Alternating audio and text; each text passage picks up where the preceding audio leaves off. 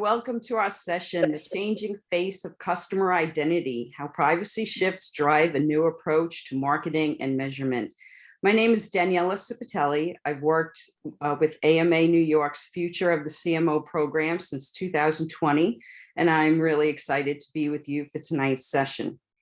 US marketers invested nearly $900 million in 2019 on identity services and solutions, an amount that is expected to increase to more than $2.6 billion in 2022.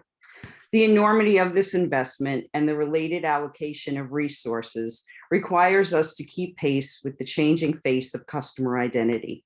Marketing leaders want to have a handle on the identity landscape, the new relationship between identity and attribution, and our options.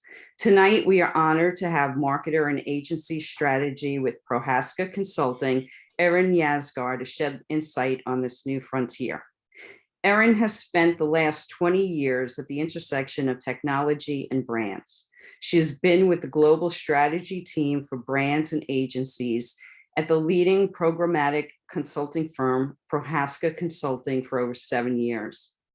Erin's history in digital media runs deep. After launching some of the first digital music downloads with EMI Music, Erin went on to build the first new media department inside Universal Records, building hundreds of websites a year and winning 2 Webbies and a Communication Arts Award.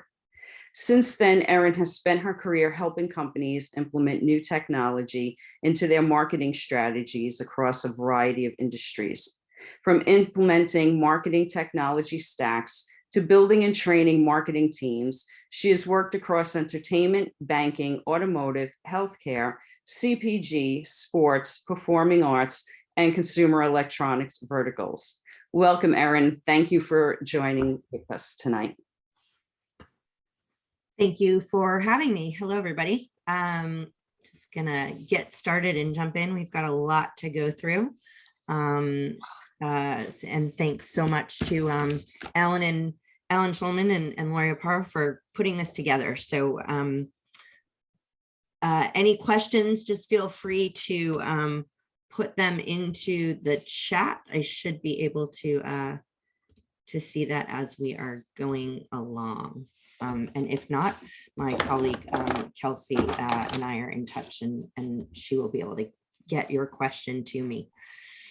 So we're gonna go through a pretty packed agenda tonight fairly quickly. We're gonna talk about what identity is and understanding the landscape that we're operating within right now, as well as where we are today. Gonna talk a little bit about privacy over personalization and how consent plays into our needs today as marketers. We're going to talk about the multi-cookie world. I know a lot of people think of it as cookieless, but on the positive side, it's becoming a multi-cookie world. Clean rooms is a newer technology. Some of you may be familiar with it, some not, and we're going to talk about that, as well as the relationship between identity and attribution. So our measurement capabilities is really changing, and we'll talk about what we as marketers can do. There are 5 stages as we go through this, and Prohaska has put together a 5-stage roadmap for everybody to take a look at. And lastly, what to prioritize. There's a lot in here, and we can't all do everything at once, so we've put some priorities in. So first, we're going to talk about what is identity. And it's time that we really do need to start. Erin, I'm sorry to interrupt. Could you please share your screen? Oh, I thought I was sharing my screen. It's a little weird. Hold on.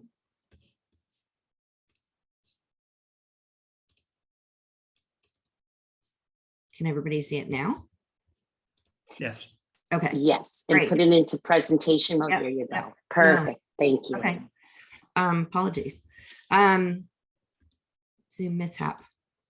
So it's time for us to really start looking at identity and taking it personally. Identity is about personalization, which we as marketers have all come to rely on, and customers don't just want personalization, they're now demanding it.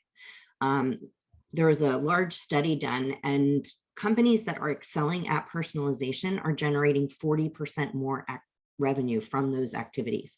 And if we look at the chart on the left, you can see some of the ways that consumers are expecting us to personalize their experience, whether that be to navigating a website easier, tailored messaging, offering promotions, timely communications. This kind of personalization delivers between 5 and 8 times return on investment. And in the past 2 years, past 18 months over COVID, 75% of people tried a new shopping behavior and 80% of them plan to continue with it. So creating that personalization and keeping those relationships up with our customers is really important as we are struggling with brand loyalty. Identity powers the internet that we know today. So it identifies your customers, and whether they be new customers, loyal, you might be looking at lapsed customer segments. It really is what drives the foundation of e-commerce. And it's what we use for retargeting and frequency capping, target suppression in all of our campaigns. It also allows us to enhance a user experience. So again, back to that personalization, we might be able to deliver tailored creative. It allows people to opt out. It's privacy compliance. Identity is driving what I, as a consumer, am asking you to do or not to do in terms of marketing to me. It also is in-flight optimization. I don't want to see the coat that I looked at once 15 times, but it's okay if you show it to me 3 times. So that in-flight optimization is also a part of identity. Lastly, measuring campaign impact, our reach and frequency, which we discussed a little bit up top, and connecting our ad campaign to outcomes. Identity is what tells us if our ad dollar is working on that direct level. There are a lot of different states of identity that we have to go through. So when we think about anonymous, a lot of identity can be inferred. So we might know something about somebody based on the device ID that they're using, what website they're coming from. We also can look at what content they are looking at on a page, or what apps they have on their phone. We start to move and getting to know people through tracked identity. So cookies, pixel IDs, campaign history that this person has interacted with. And then we get a little bit more inferred of the content, right? We know what messaging, what offers they have engaged with. We really start to form partial identity when we start to get more PII. So we might have an email address, a social login. We might be able to tell their first party cookie history, how they've interacted with our website, and then tracked. So if they've consented into emails, we're looking at whether they've opened, whether they've clicked. We can start looking at whether they've responded to recommendations that we've personalized for them, as well as previously viewed content. We start to head into full identity, where we know somebody because they've got a profile. We know their social graph. We have them filling in forms and fields, and we're appending their records with more information. And we get into that identity plus, where we get that ability to model that content. And then lastly, our authenticated identity. We know this person. We have their PII. It is complete. And a lot of the time, the only way to really get this is because they have an account with us, or they have purchased something from us. We've done a transaction with them.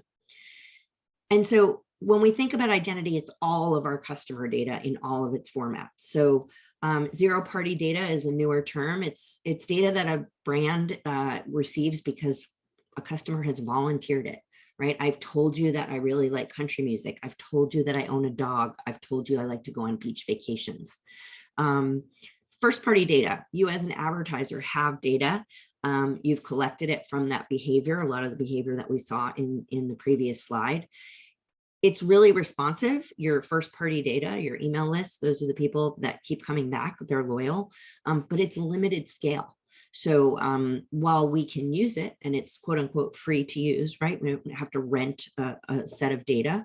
We do have to pay as we're going along in marketing to collect it, but we're kind of limited. We're at this number. Our customer base, of course, keeps growing. Other people drop off, but we can build it by looking at second party data. So Second party data is owned by a known partner. It's a publisher, a marketer. You know where you're getting this. It is, if you're a retailer, maybe you could say CVS was one of your second party partners. You can select contextually relevant data from that partner. So I just want people who purchase cold medications.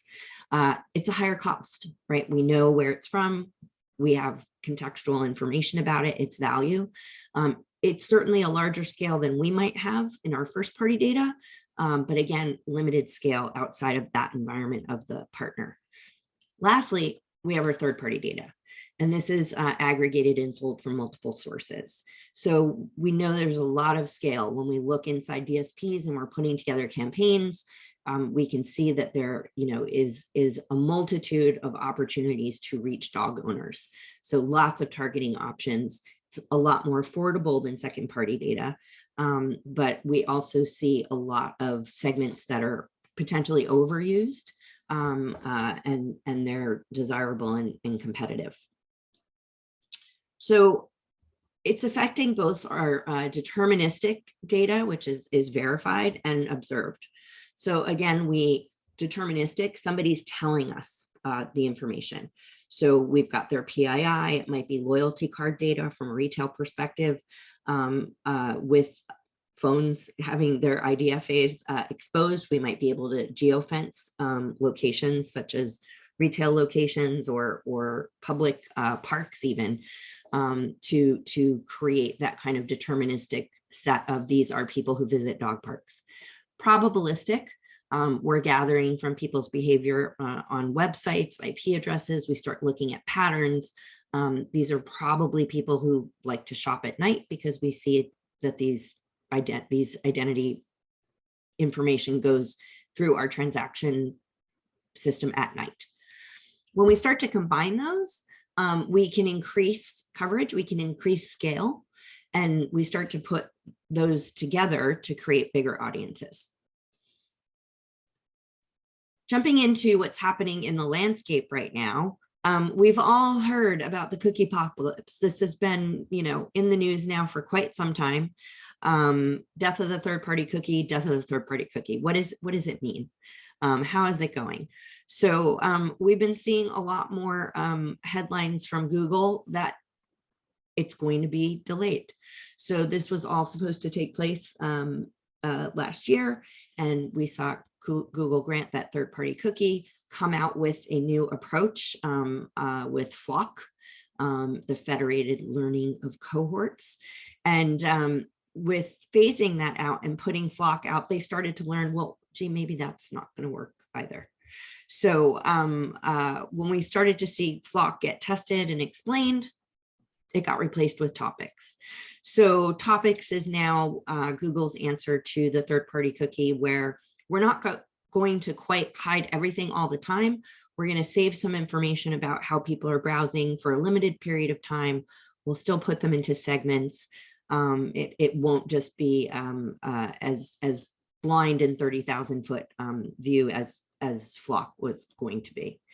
But we're also not dealing with just cookies. And even though cookies have gotten the load of the publicity, we really are seeing what that world looks like when we look at what Apple's been doing over the past year with its privacy. And when we start to look at the settings within iOS 14 and iOS 15, we see that Apple is not just affecting our digital advertising and our ability to, say, track where a mobile device is or track a conversion, but we're also looking at it affecting email. It's affecting any location tracking, and it really is changing attribution and the way that we can determine how campaigns are performing. It's enough to give us all a headache, but it's actually been coming for a really long time. When we look at a long timeline of when this started, go way back to 2015. And Apple started to allow people to block certain types of content in Safari. So Safari was really that first pin that went down to say you can control what Safari is delivering you. And little by little, we saw Apple changing the storage access of cookies inside Safari, got shorter and shorter windows for tracking. So those of us who are always in the weeds in terms of our campaign data, we've known for a long time that Safari presents more challenges in terms of tracking conversions than things that are happening in Chrome or Firefox. So as we move along, we get to January 2020, where Google announces the privacy sandbox, that they're going to get rid of the cookie. We see Apple start going a little bit deeper in terms of letting us control tracking. And we start to see third-party cookie really get blocked in terms of Safari. Flock kicks off, and then we have the immediate release right thereafter of iOS 14.5, which was supposed to happen earlier in the pandemic, but got held off. I think we were all dealing with enough as a world to just pause for a minute and say, let's not ruin mobile advertising just yet. So, so the app tracking transparency was released through that version in April of 2021. Miraculously, right after that, Google said, "Oh wait, let's pause for a minute. Let's not kill the cookie off right away." And really, by seeing what happened with Apple and how campaigns were performing, it was a little bit of a window into the future. So we still have seen things moving forward. Google is now planning on releasing new privacy controls for mobile, for Android, that will basically mimic what is happening inside the iPhone right now. And that privacy sandbox has been rolled out for developers to take part in. When we look at where we are today, Kinesso did a really great study, and the world is pretty much divided up into 3 segments right now. We've got our data pragmatists. Those are people who are happy to give their data as long as there's a clear benefit to it. The unconcerned, people who really don't care, you can have all the data on me that you want. And the data fundamentalists, people who are willing to share personal information. And these numbers have been shifting. So right now we're at 53% of people who, as long as there's a good reason, they'll give you their data. 29% of people who are just willfully out there giving all their data, and 18% of people still fall into that fundamentalist category. When we think about all the changes that we've seen with Apple and Google, it happens really fast. And it's really because when we look at the market share of Chrome and Safari, we're almost at 85%. So the minute that happens, we really start to see all of those different segments of the population react. Adoption among iPhone users is really swift. So right now, 72% of the phones that were introduced in the last 4 years are running iOS 15. So they all have the opportunity to put in the most stringent of privacy restrictions. 57% of iPads are running iOS 15. So Apple users also are really not opting in anymore to allow tracking. So Flurry's been tracking this in the US and globally, and we've got only 18% of people that are allowing app tracking when they are downloading new apps. Previously, 70% of people would share their ID with publishers instead of the 18% that we have now. And we're all marketers on the phone. So do you? I always like people to stop and think about what they do on a daily basis. We're going to pop up a little quick poll to ask people what they share, because we all on a daily basis are reliant upon whether consumers are actually sharing their data or not. So I'm wondering how this group responds as consumers to other marketers.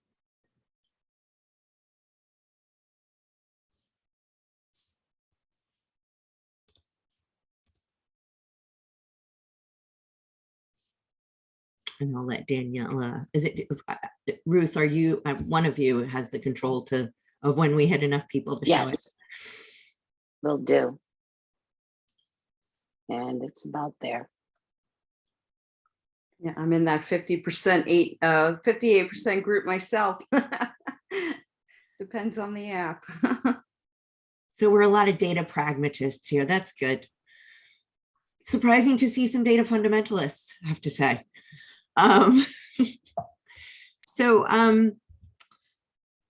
When we think about that and the effects that we have from those people not sharing, $10 billion in revenue is what Facebook is looking at in terms of the changes in iOS.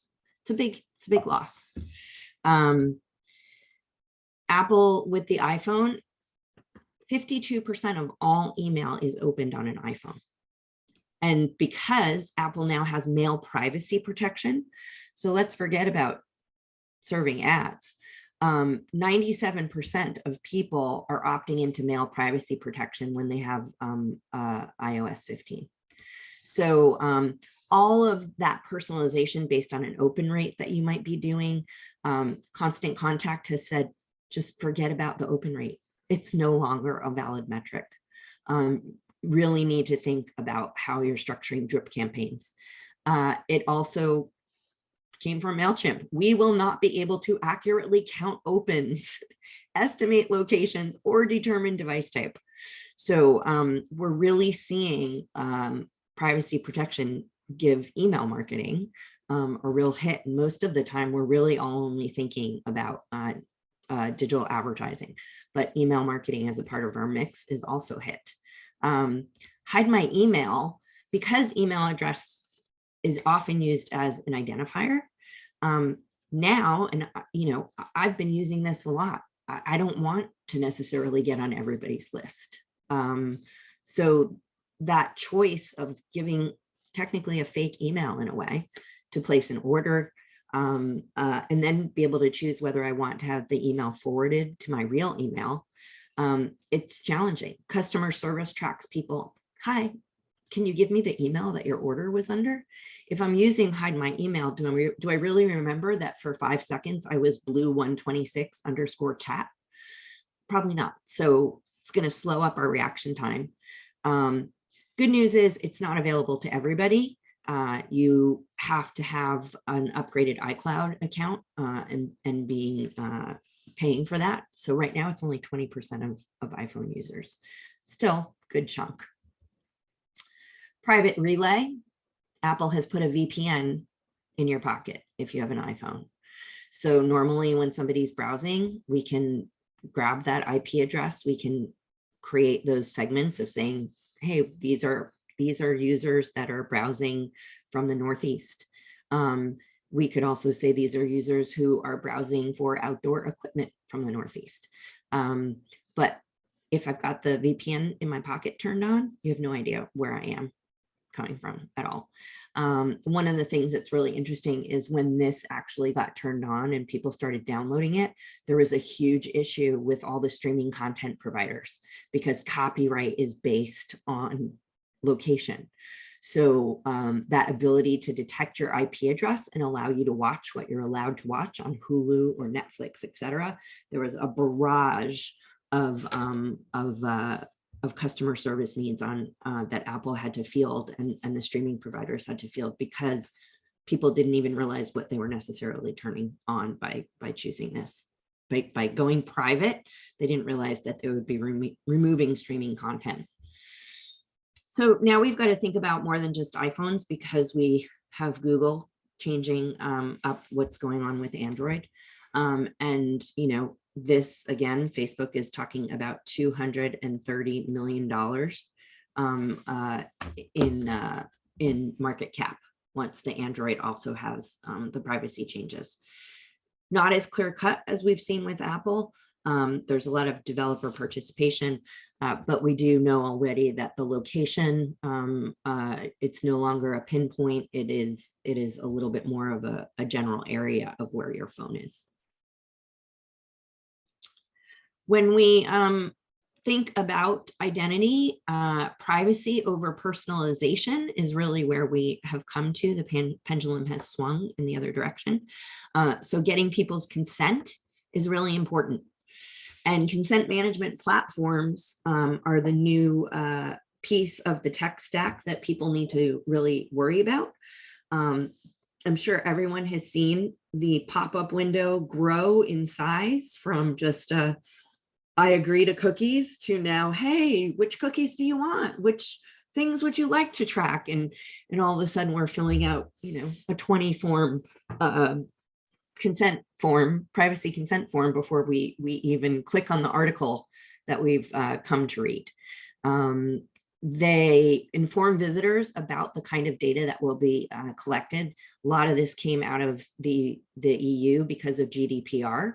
But now that we've got California and we've got Virginia and Colorado and soon to be Florida and New York, we really need this here in the States as well. And we're seeing this use of these more dense and detailed forms come about as we're out there.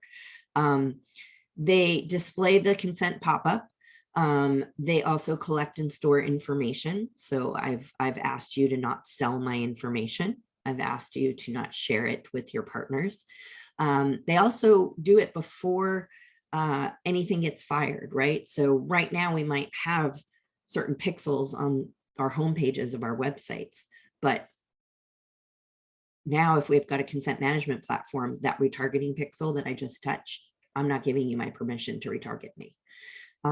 So as long as the consent platform is managing that, it'll pop up and it manages all those requests, whether I want to delete my data, I want you to only send me emails and not show me ads. And there's real implications to not doing this. We are seeing major fines. Every instance in California, you can be dinged for $2,500. So we're also seeing, I was at a site the other day even that just said update for California residents. So they hadn't even added in Colorado, Virginia. So we're going to see a lot more necessity in terms of how we allow customers to manage their identity with us and manage their privacy, and how that gets translated to every other system that we have, right? And that's where we start to think about the multi-cookie world. This is now what a third-party cookie looks like. It has just been split into lots of crumbs. So you might recognize a lot of the logos on here. All of these are identity solutions, and they all need to now talk to each other in order to create results reporting, in order to share information about the consumer, append things back and forth. You have a lot of different identities, different first-party cookies doing different work. So my identity sitting inside your email platform is going to be different than my identity sitting inside Roku. Having those cross paths through DMPs or CDPs, that is where we start to say, how many boxes do we have to work with, and how do we get things to start talking to each other? We've got a lot of hashed email ID providers on the left that you see here that can help us start stitching together. The email is often used as that main connector. And we've put the clean room here in the center because it's the safe space. It's been coming up further and further where this is a place where people can put their data in, share it. We've seen Snowflake, create their media cloud that was announced at Adweek last year to encourage people to start sharing different data to match campaign results, to see how different segments perform, to create new segments for targeting, import things from one system to another. So the clean room, while it isn't a cookie, it's the space where all the cookies can come together and start to share. And really, it's about having that identity graph that is for your company. So it provides a single unified view of customers and prospects with their interactions. So depending upon how complex your CDP is and how much data that you are collecting, how much you're appending. We use the identity graph also for real-time personalization and targeting. And when we think about all those identifiers that I showed on the previous slide, having an identity graph will allow you to start linking all of those together and help profile data. We can also use an identity graph to get a 360 view of our customers. So we can start to build our customer journey again, because again, we've been following people using cookies and now we won't have that. So we need our graph to be able to, again, stitch together all of those different identities. And it will help you with your customer data platform. And this is where your consent management platform comes in again, right? We want to make sure that our identity graph is also making sure that it knows what I want you to market and to me, and which formats, which channels, how often. Think of the consent management platform, or I like to think of the consent management platform as a preference center on steroids. Lastly, by having that identity graph, you can continue connecting with your customers, because putting all of that together needs its own graph to be able to go into the clean rooms. Prohaska keeps a identity partner list available for download at the URL on the screen. There's so many different identities out there that are doing different things. Some of them are just working in specific geographies. Some of them are keyed by different data sources. As I mentioned earlier, there's a whole different world for CTV IDs.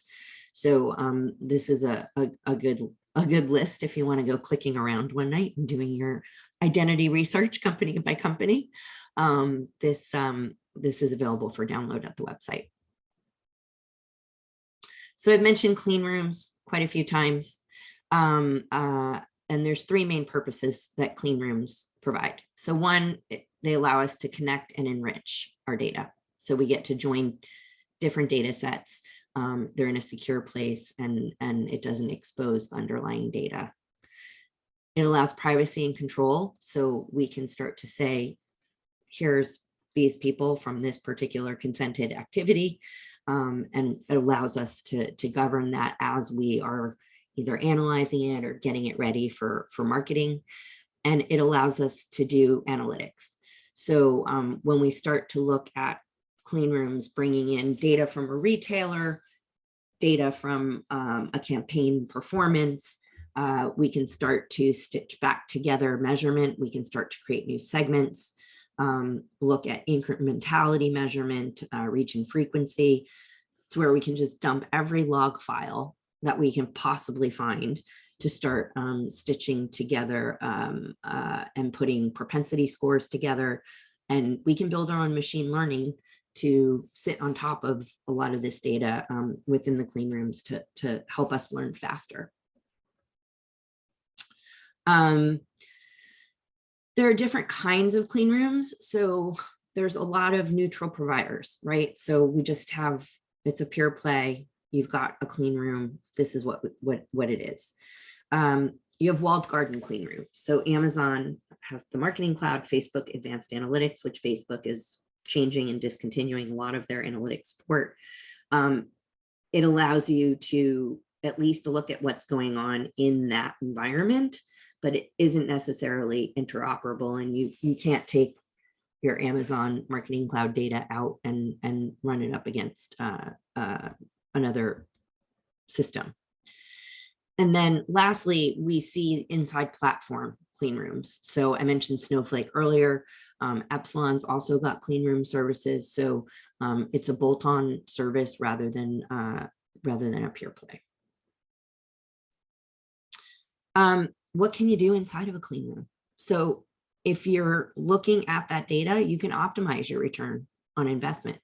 So if you start connecting that data faster and quicker to impression logs and audience segments and attributes, you're going to get that insight, and you'll be able to start changing your path and optimizing while respecting all of the privacy laws that we have to think about now. You can analyze your customer journey inside of it. So you can get a lot of data from a lot of different places about interests, behaviors, but you don't need that PII every single time. If you're working with a publisher and they have a clean room, you can also tap into that data to deliver better experiences through them. And publisher in this instance could also mean a retail partner. Lastly, you can improve your media measurement. So even if you're working within a walled garden, you've got data, you can pull out some of that data and run it against other data from inside, right? Maybe it is your email response to form fill, sweepstakes entries, running it up against attendance to specific events. So as you can start to bring it in, you can improve your media measurement. And incrementality testing inside the clean room will be a big place where we can see if our media is performing, since we are losing a lot of that direct information. We also see a lot of CPGs bringing in POS data into these environments as well, and running that up against different media execution data to also see what kind of impact media is having on real world sales. When we look at identity, attribution, and measurement, that is really what this all comes down to when we start talking about the clean rooms and wanting to do measurement. We need to think about how much money we've all invested, millions of dollars in attribution tracking, and everything is really based right now on third-party cookies and mobile IDs. We also know that we've all gotten a bit used to tracking through to conversion, right? Sale, a store visit, a download, anything. But a lot of this is all tracked based on identity. The most important thing is, are we spending our money effectively? Is our money doing what we want it to do, right? We are going to see a change in campaign performance. So this is all a living, breathing world. And as we go through a test and learn period over the next couple of years, we're really going to see shifts. There will be decreases because we're just not going to get the data the same way that we are used to getting it. When we look at the poll, Ipsos did a big study. Obviously, people are concerned with audiences and with retargeting, but the ad campaign KPIs and being able to measure or manage the frequency and reach, right? Every extra impression is an extra penny that we don't need to spend. We're struggling with that now. A lot of people might not want to admit that those challenges exist, and maybe we are spending a bit extra money on wasted impressions that we don't need to be delivering, but we will see that increase with the changes that we're looking at now.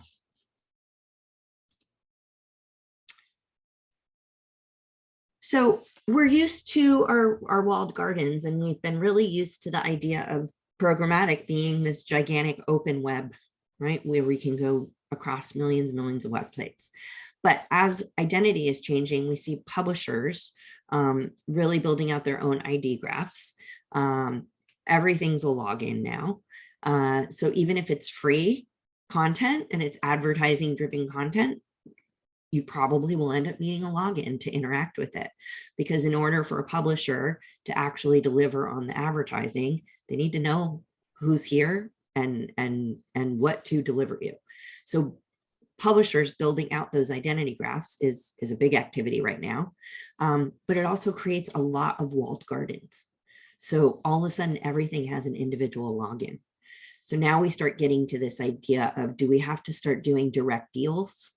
Do we start creating a lot more private marketplaces? And all of a sudden, that idea of, just put a nickel in the machine and reach the world is going to become a little bit harder to do each time. And it starts to look a little bit like pre-programmatic from a workflow perspective. And even with the multi-cookie world and the interoperability that we talked about before, we're still going to have a challenge with measuring, getting log files, getting information back, having it go into the clean room, having the algorithms and the modeling developed to give us fast enough information to make decisions on.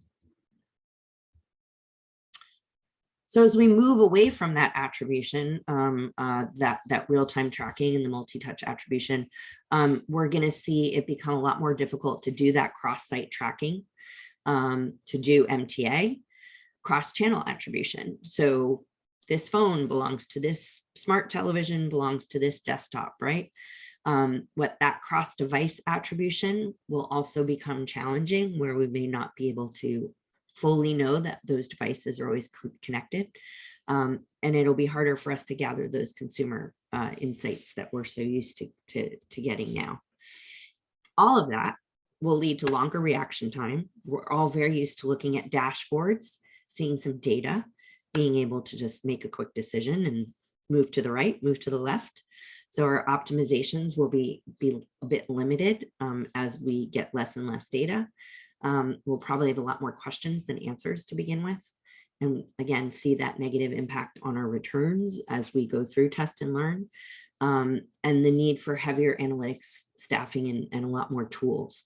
So as we move into a dynamic media mix modeling world, we're starting to see tools come to the fore that media mix modeling traditionally, once or twice a year, maybe once a quarter, but we're starting to see different types of technology that can take data from multiple channels, run them through systems, give us some guidance, and maybe get a view into last week. Not quite yesterday, but definitely a lot sooner than 6 months from now.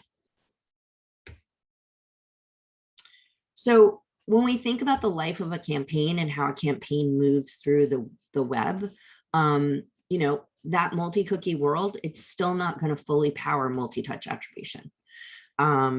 We can get there if we can stitch together a lot of data, but we're still looking at that dynamic media mix modeling that I was just talking about. So here, we start off with our audience. We've got our lovely audience from our CDP that are all the dark blue faces. We might append that with some other data. And then all of a sudden, our audience has turned into 3 different segments. We now push that out. And in this example, we're using the trade desk. We push it out. It goes through a whole layer of supply side platforms, and it hits 3 different publishers who have all chosen 3 different identity partners. So we left as a unified ID, and we've now landed over on website 1, and they're using ID 5, right? So we just lose ourselves through the path of it all. If we get log files in and we get a lot of data in, we can, again, start to see that media mix modeling. And if it's dynamic enough, and we've been driving people to do different activities, those segments have very different goals attached to them, we should be able to get to where we can have some measurement. But again, we're looking a lot more like panel data than we are multi-touch attribution. When we look at it from a DTC environment, if we've got a DSP pixel placed, it can still pass back values that are not always tied to identity. So we'd still be able to get the pixel to send back data. And if we are in an e-commerce world, we can start to create a pixel that delivers back an email address. And then again, those log files and those results, we really start to match back together. We can get closer to attribution. But again, it's not the multi-touch unless we stitch it all together from all the different channels. We are not being left in the complete dark. There's a lot of solutions out there. The industry is working really hard to come up with solutions that will allow us to do a lot of stitching. So PubMatic, for instance, is an SSP that has an identity hub. So they are looking at that multi-cookie world, and they're saying, let us be a translator. We will build a hub where if it's passing through, we can start to try and work and doing some matching and helping with those log files. We've got open path from the trade desk.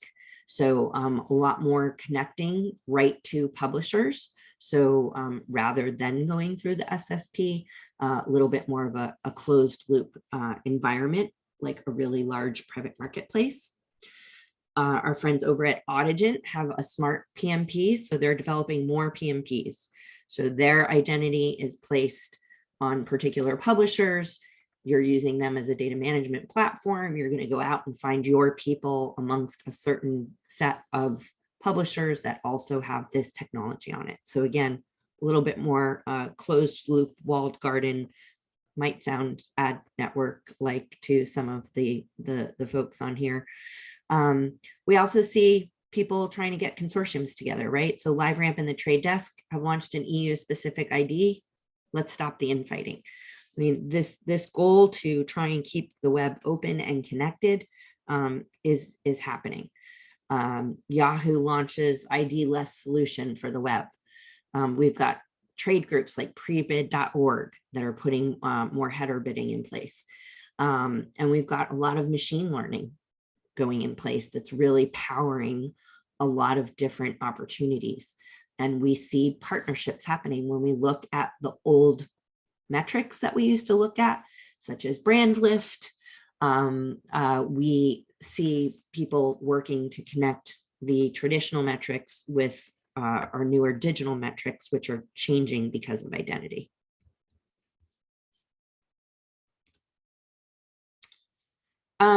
Retail networks, huge. We've got 26 of them now. So Walmart, just from advertising on their site and to their audience offsite, $2.1 billion in revenue last year.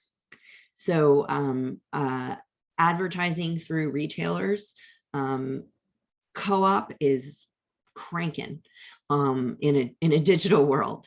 So this is providing good opportunity, but also some challenges.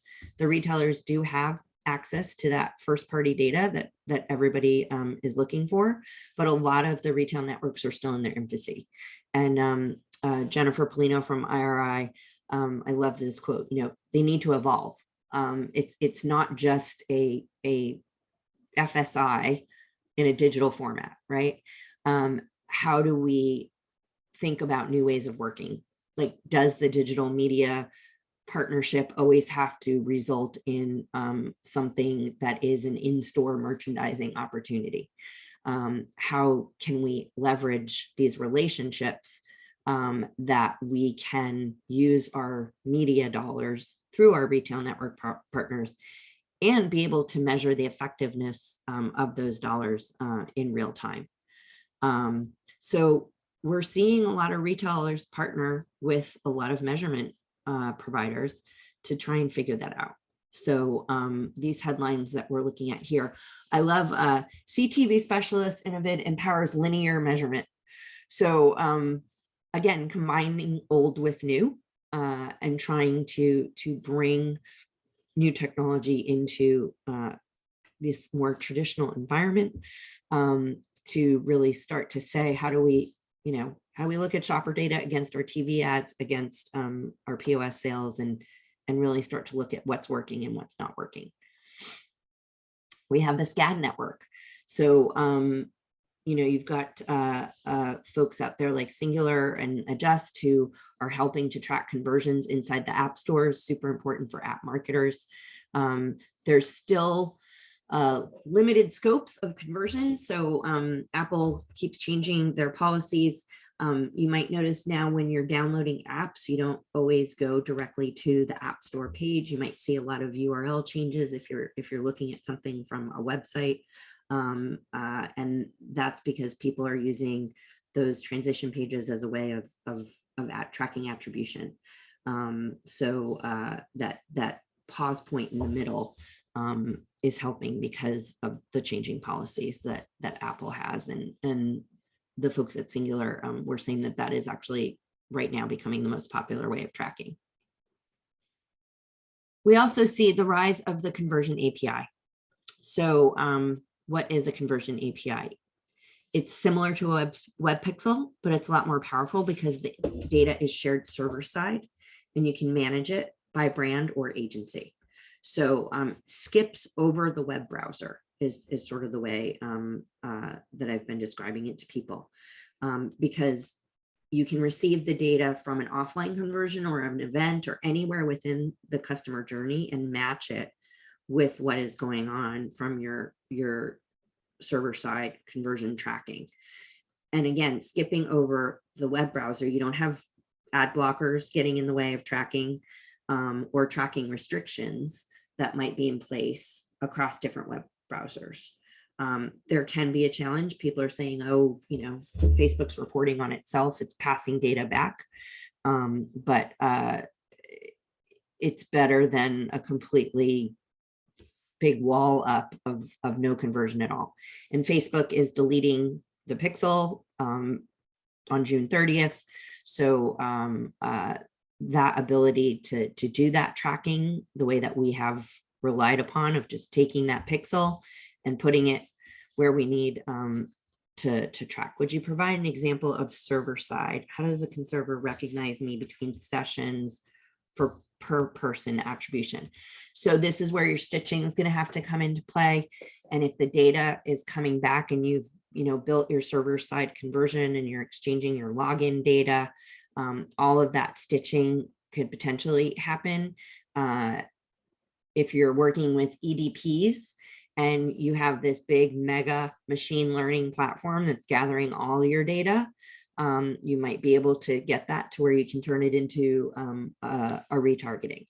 So, and a server side conversion, any conversion can be a server side conversion. It's just about how it's built and how the data is being passed back. So it doesn't actually only work on, say, a Facebook lead gen form or purchasing something from Shopify. Conversion APIs right now have been released by Facebook, Google, Snapchat, and TikTok, and Twitter and Amazon are also releasing theirs. So this is a much heavier lift from a technology perspective than going into your Facebook business page and grabbing a pixel and putting it into your Shopify page. It is requiring a lot more technical prowess, and a lot of Facebook's advertisers are small businesses that don't necessarily have that prowess. So it'll be interesting to see how this all plays out. What can we do?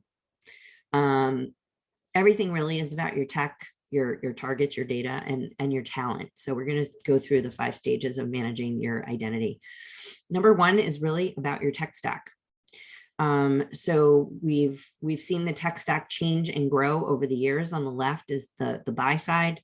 In the yellow, we see all the different data partners that we've had to bring in over the years. On the green, we've got our publishers who are also using a lot of the same data partners at this point in time.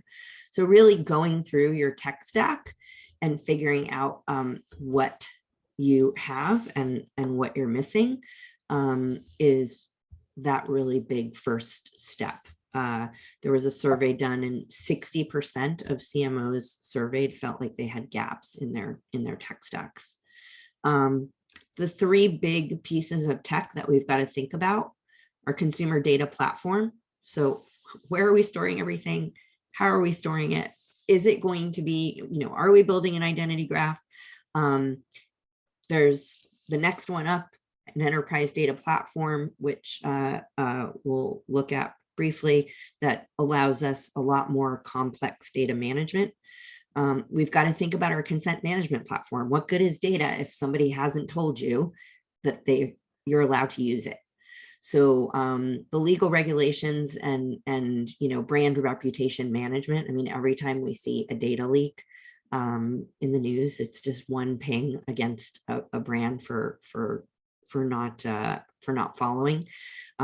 There's even technology out there right now that tests the effectiveness of consent management platforms. I call it the secret shopper for consent management platforms.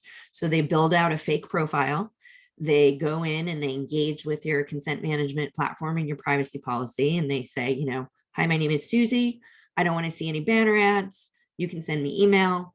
And then the campaign, they run a campaign and they see if the consent management platform is actually doing what it's supposed to be doing based on the requests.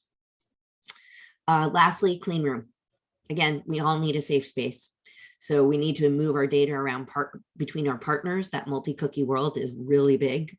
And addressability and measurement really can't be achieved in this new landscape without this kind of partner, even if you're using it with a partner. So maybe a retail partner has the clean room to help you analyze your campaign effectiveness, but somebody somewhere, we're going to need to start moving all this data around, sharing it with each other and knowing that it is in a safe space, and that is the clean room. When we think about an enterprise data platform, it really can help us get a handle on managing the chaos that we see, because I'm sure that that's how it all feels right now. We've got this massive amount of new cookies. We've got all our new APIs that we've got to worry about.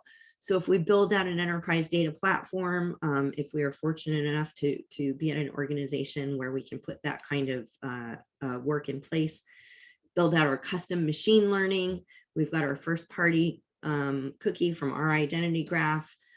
We can put all of that together. So top 3 things to ask yourself. Do we have the right vendors in place, or are we missing something?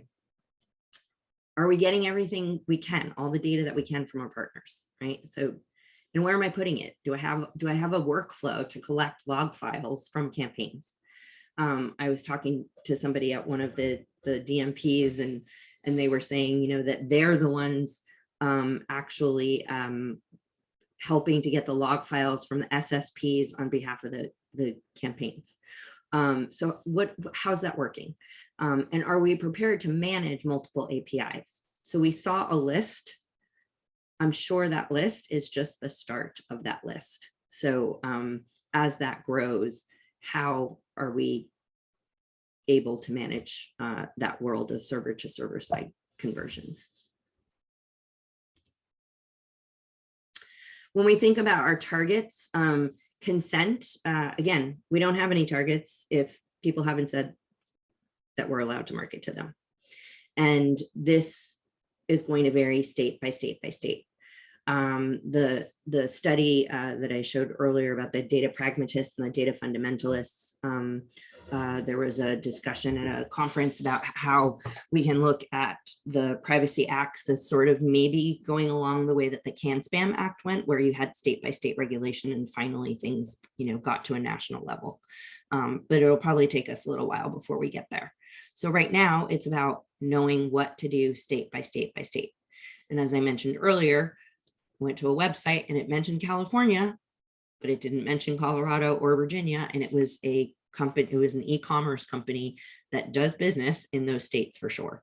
So how do we keep on top of this? How do we change the language on our sites to keep on top of this and make sure we are doing what people are asking of us? So number one is, you know, privacy policy checkup, right? So we've got this checklist. This will be available as a worksheet for folks. We put this together, partnered with some of the DMPs, asking them, you know, what are they looking at when people are putting up their data in their platforms. So we need to really make sure that we are taking in what people are asking. And California says, you know, I want to opt out, don't sell, don't share, channel by channel usage. Again, you can email me, but you can't show me an ad on social.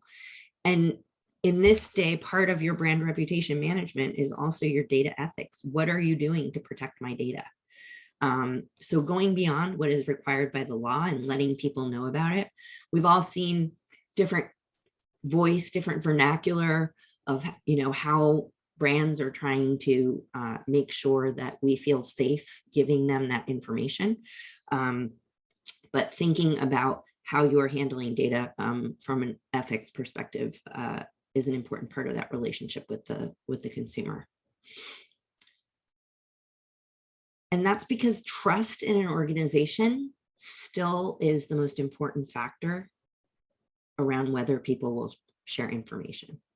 So we've all used sweepstakes marketing forever, right? How are we gonna get people to sign up? Let's give them something.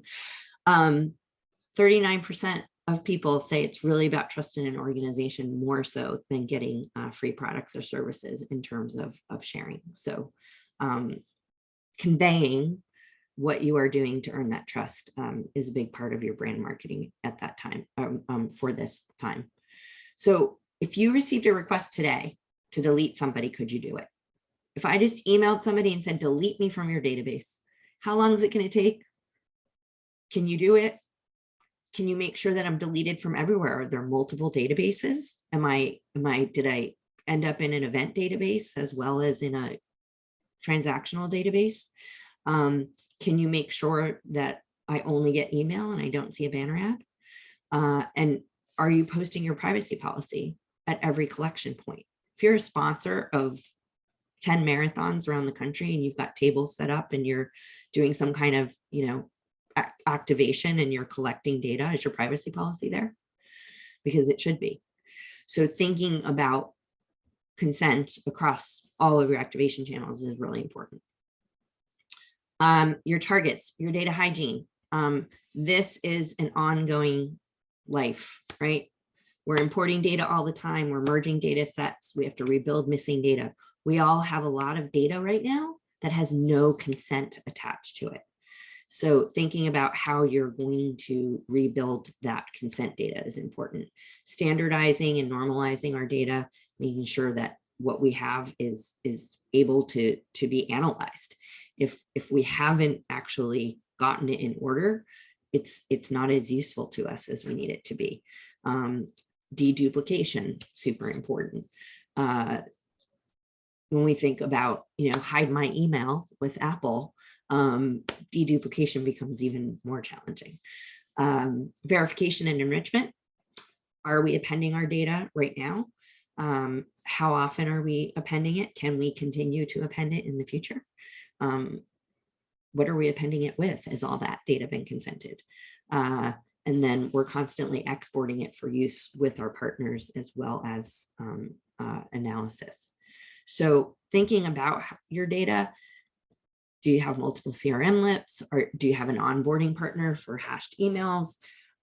There's a lot of different requirements when it comes to hashed emails. We don't want to be sending lists around. So how do we make sure that we are able to shuttle our customer lists around in a secure format?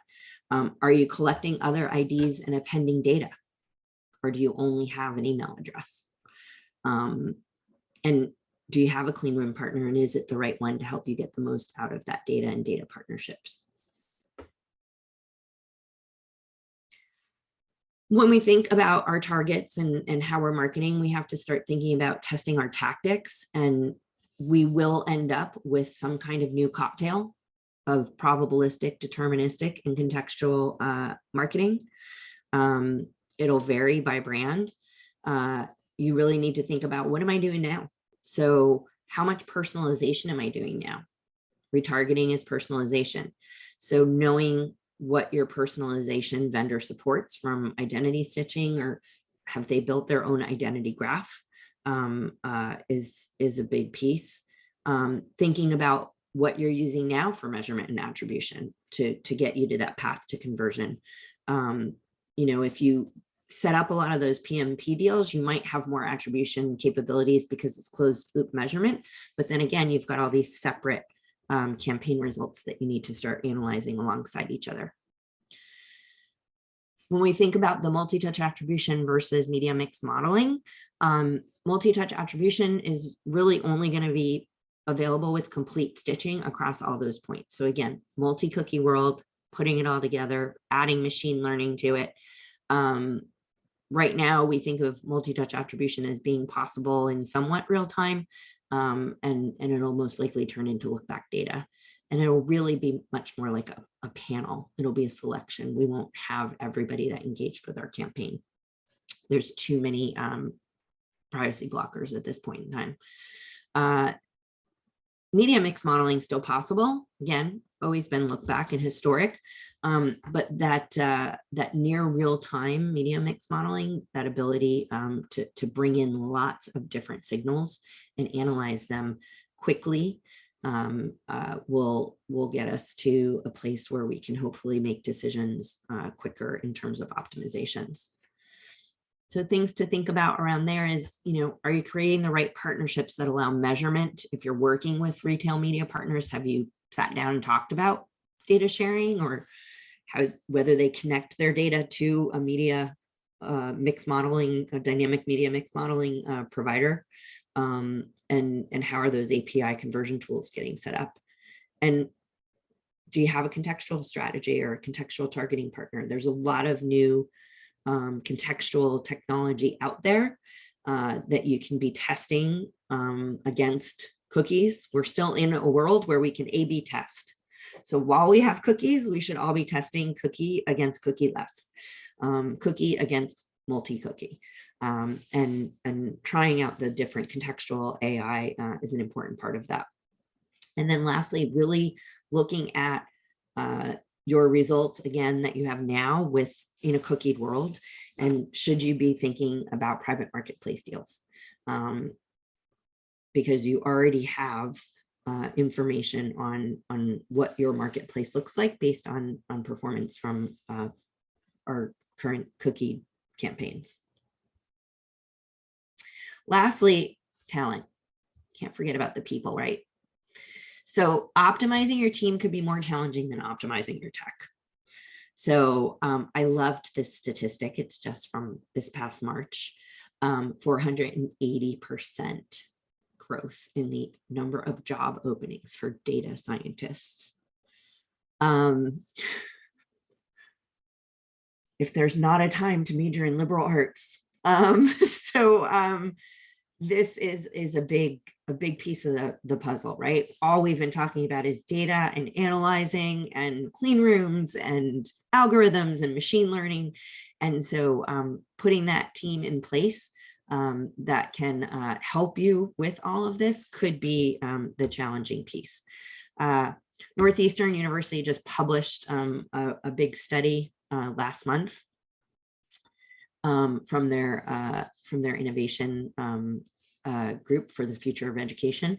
So remote work is here to stay. They polled, I think it was about 2,000 executives. But that hybrid working arrangement is going to be really important to get people to come on board. And yes, there's concerns about that, but to keep that in mind, when you have a 480% growth in job openings for data scientists is important. We've seen that management is starting to feel a responsibility to provide and pay for programs to help employees learn new skills. So people don't want to lose people. So here, let me pay more tuition, let me send you for more certifications, let me make you more valuable, and you can do part-time work at home. And then also there's just a change in what people think of as acceptable training. So with all of the online learning and the credentials, and saw a lot of people going back to school during the pandemic, it's just created a different viewpoint. Not everybody has to go back for a master's degree from an Ivy League school.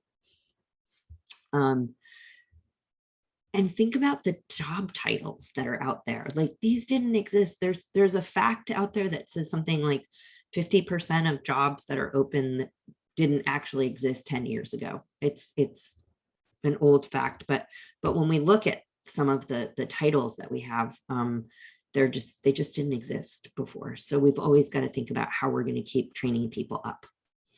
So how are your staffing decisions going to be made going forward? Will you allow that hybrid workplace? And do you have incentive plans in place for employee retention? Are you training people? Are you saying, hey, you seem really good at reporting. I see you've got an English degree. Do you want, maybe we should train you up in some analytics. So looking at how you can do that, as well as a freelance model. A lot of companies hate the idea of contractors, hate the idea of outsourcing.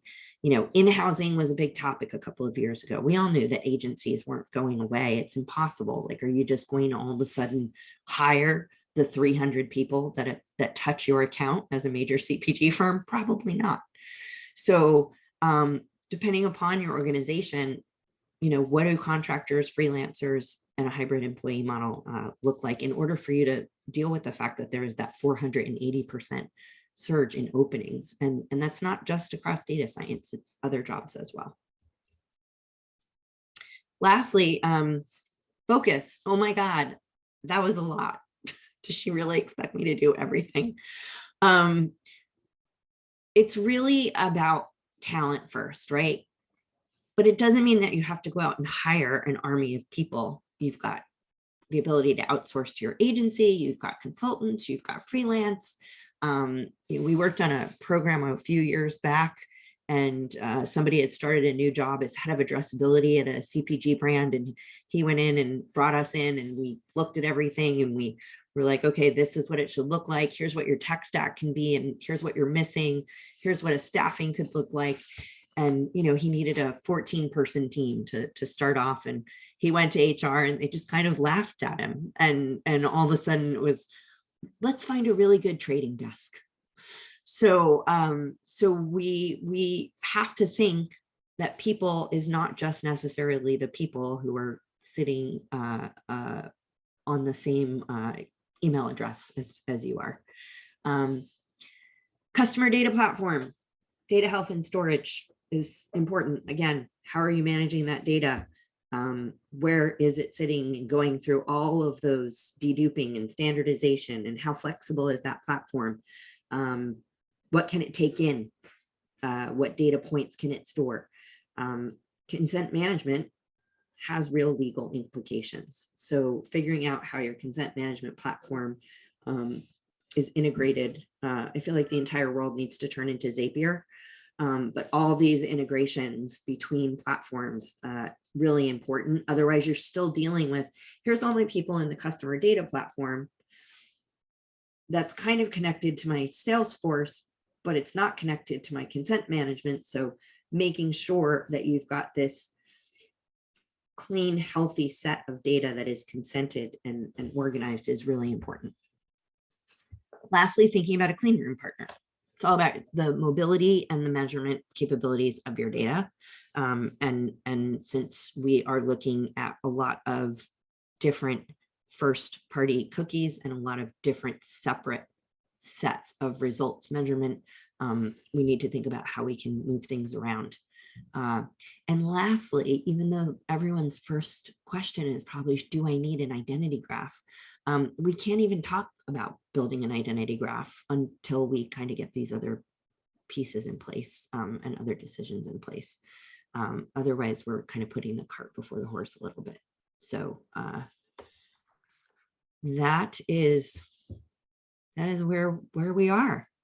And I'm happy to take some questions. It seems so daunting.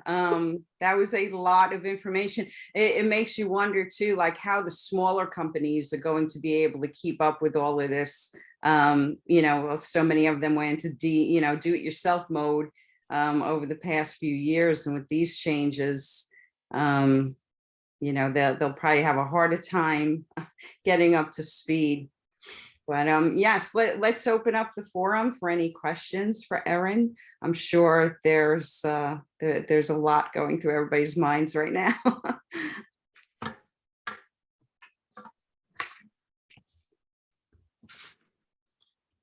don't know. Do we have It's too much? People are just overwhelmed. It's overwhelming. I mean, it is. It definitely is. And we knew it was coming. Imagine if it came, with no warning. Right. Yeah. Okay. Well, you all know where to find me if you have questions. I'm happy to chat, just reach out on LinkedIn, and I'm happy to answer there. Good question about where to start. How can small companies budget for this? It's a challenge. You definitely need to be thinking about how you're storing your data, and in at the very least investing in that data. And if you are in a position where you need to rely on your partners a bit more, we just went through a large project where you know, the client said, should we be investing in building our first party data? And storing it and consenting it, et cetera, and they weren't a direct to consumer business. And right now it makes sense for them to really lean on their partners and figure out how they can work with their partners. And that might feel a little bit like giving the keys to the gatekeeper, because you're relying on somebody else that has that direct relationship with your customer. But if you don't have the technical infrastructure and you don't have the ability to put that all in place or to get the right agency to help you, then you know, you have to make it work. The consent management platforms, there are definitely solutions out there that are not you know, outrageously crazy expensive. We just had a meeting with one of them, and I actually brought that question up to them, and they are really thinking hard about how to create something that is simple. So if folks are using, you know, lower tier CRM systems, and you know, if you're a small business and your whole database is inside Constant Contact, because that's really all you do is email, you know, thinking about how you could rely on your Constant Contact vendor. What are they doing to help?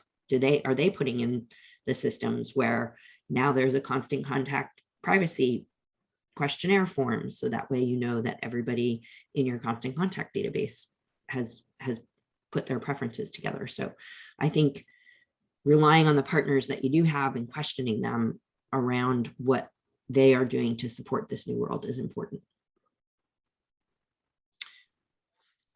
Some of the agencies doing good jobs at heavy lifting for the smaller brands. I can't really give a list off the top of my head.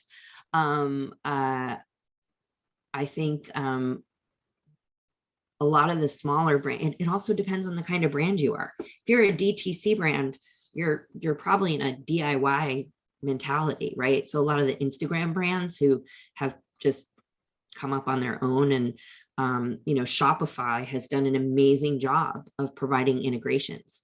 The consent management platform that we were talking to last week, they have a Shopify integration. So looking at, it's always been about integrations, right? How many data feeds can you take when we all went through marketing platforms? How many data feeds can you take in? Who can I just plug and play where all I have to do is log in and then all the data is coming in, right? I don't want to have to hire somebody to start piecing together my Facebook feed and my Twitter feed and I mean, to me, the first and earliest integration platforms were social media management platforms that let you put up a post and it posted on 5 places, right? That's like the simplest of integrations. So looking again at what integrations exist for your current partners, I think is a good start. If we're kicking off an implementation of marketing automation, how can we take this coming wave into account and base the customer journey around this? Marketing automation is personalization. So I don't know what is fully being automated.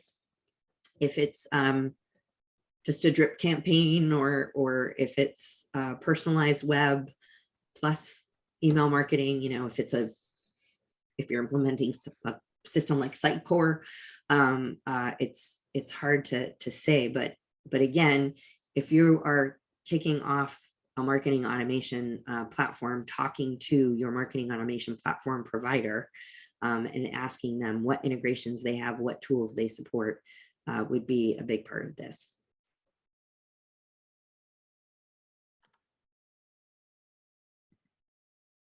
Okay. Let's see, do we have any more questions out there?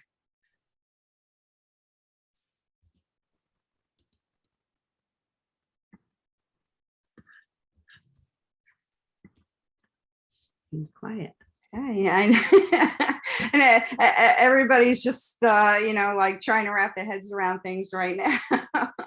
And as Lori mentioned earlier, somebody had asked about the deck, but the presentation will be on demand. So Okay. Okay, we great. don't pass out the slides because it's too much for anybody to really Right. go back and present on their own. So I don't know when the YouTube link will go up, but Right. Okay, well, thank you so much, Erin. thank you everybody for coming. love I having you. appreciate your attendance. Thanks for Yes. being interested in the topic. Yes, thank you so much. Thank you, everyone. And don't forget to mark your calendars for May 25th, which will be the final of the 3-part series, Marketing in a Cookieless World, Data Ethics and Consumer Expectations, Surprising Outcomes for Strong Stewards of Data, which will be hosted by our partner Acoustic. And you can learn more about Acoustic at acoustic.com.